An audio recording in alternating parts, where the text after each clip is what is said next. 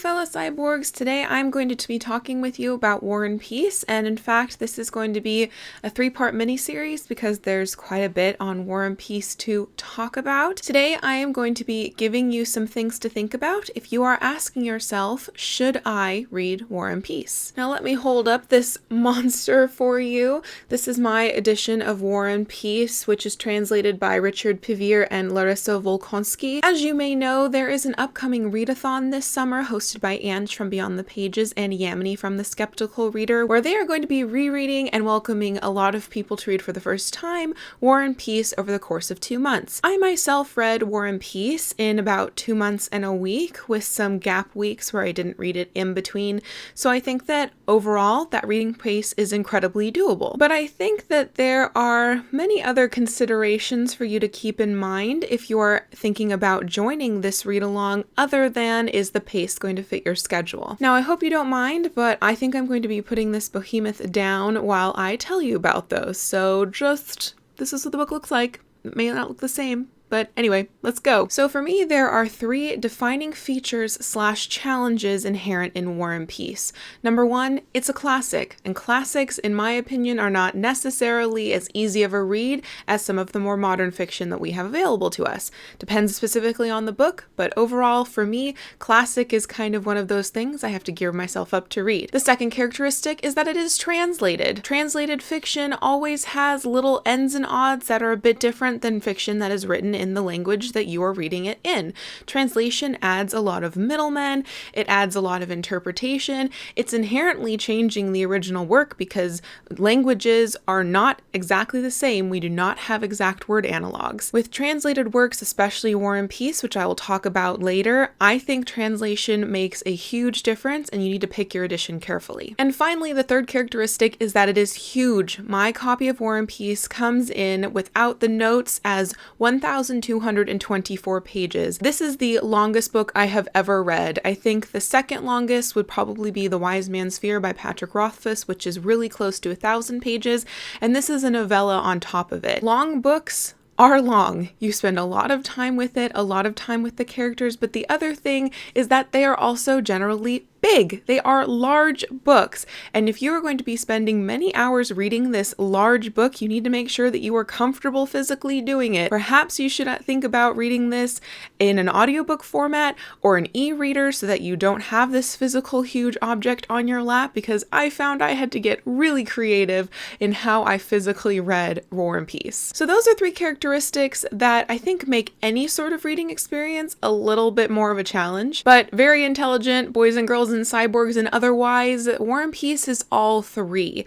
So I first think that if you are thinking about reading War and Peace, you need to ask yourself, do I view classics, translated fiction, and long books, tomes, as a challenge that is fun or daunting? If any part of those 3 things seem kind of daunting to you and you don't have a slight streak of masochism in you, you're probably not going to get going with War and Peace, let alone finish to the end. Now, if you, like me, somehow decided that those sounded like fun challenges and it sounded like something that could motivate you to continue to the end, then War and Peace might be a lovely choice for you, a lovely challenge of a book. Now, those are 3 characteristics with War and Peace that almost everyone knows on the onset. If you look at a book, you're going to see that it's a classic, that it was written a long time ago, you're going to see that it was translated, and you're going to see that it is huge.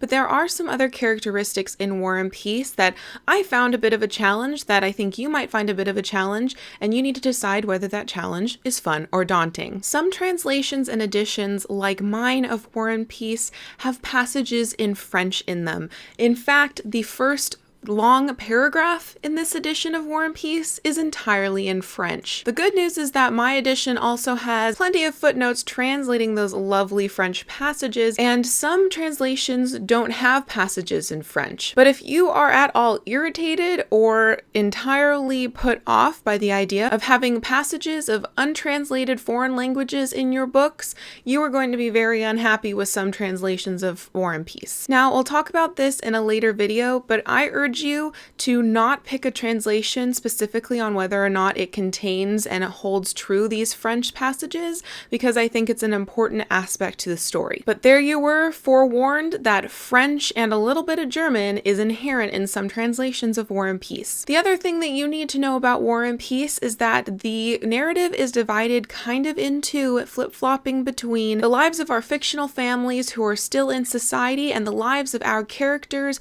real and imagined, in the army. I personally found these military passages a lot slower of a reading experience simply because I couldn't imagine things as clearly. I needed to look up terminology, and I needed to spend time to really differentiate people who in my mind were all wearing the same kind of clothes. But I also found some of the most thought-provoking and profound passages in War and Peace to be within the military sections. But it is something that you need to be aware of, that the pace and the momentum that builds in the society sections does not necessarily carry over to the other half of the story, which takes place on the battlefield and in the barracks. If you have absolutely zero interest in the military or in military strategy or in military life, and this is a complete turnoff for you, then you are going to hate half of War and Peace, and you probably shouldn't read it in the first place. And the final thing I want to talk about is that War and Peace is full of many, many characters. On one internet article somewhere, I don't even remember where, I think they mentioned that there are like 600 total characters in War and Peace. Now, these are not all characters who have talking parts or who are with us from beginning to end, but there are many, many characters in War and Peace. If you have a hard time following multiple characters around through a story, if you are irritated by characters popping up and going away to teach our characters a lesson or to display a specific part of the human nature, then you're probably gonna be really irritated with War and Peace. But if you find that having a completely nuanced, huge cast of characters to just give you extra things to learn about and extra people to get to know, then I think you'll get on with War and Peace just fine. The last thing that I'm vaguely going to mention, and is perhaps in spoiler territory, so if you don't want to know anything about War and Peace going into it, I will put up a little spoiler sign right now, and when it goes away, then you can keep listening.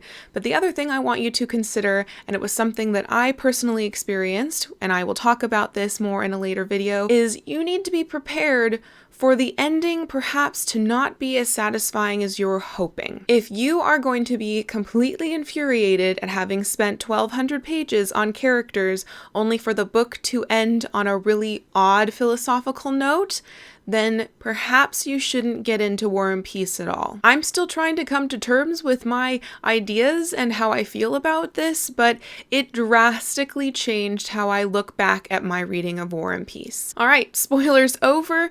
Those are some of the things that I have posited to you that I want you to ask yourself before you consider reading War and Peace. Please let me know in the comments down below if you still are insistent on reading War and Peace, or if I've managed to scare you off. I'm sorry if I have, but in any case, thank you for watching, and until next time, continue to be lovely.